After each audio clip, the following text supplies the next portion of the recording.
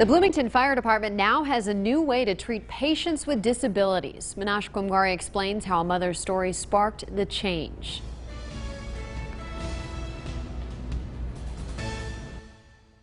Starting next week, all Bloomington Fire paramedic vehicles will be equipped with sensory bags. Now, these bags have tools in them to help paramedic personnel aid autistic patients dealing with a sensory overload. A lot of these kids have a hard time communicating, and when there's an emergency, I think it's really important that these guys have tools in order to communicate with these kids. The idea came from Dawn Wilson, a mother whose autistic daughter died from choking last September. When Emily passed, Wilson wanted to create a way to help patients with disabilities facing crisis.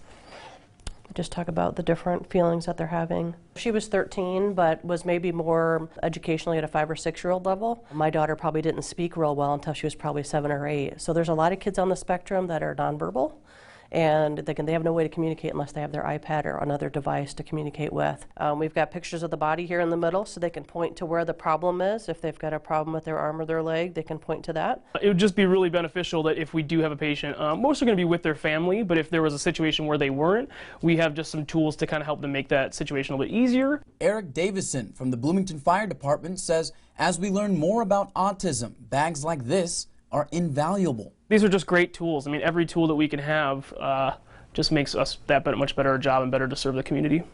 And Dawn Wilson says she's not stopping here. She's currently reaching out to every fire department in McLean County in hopes no parent has to deal with the heartbreak she did. In Bloomington, I'm Minash Kumgari.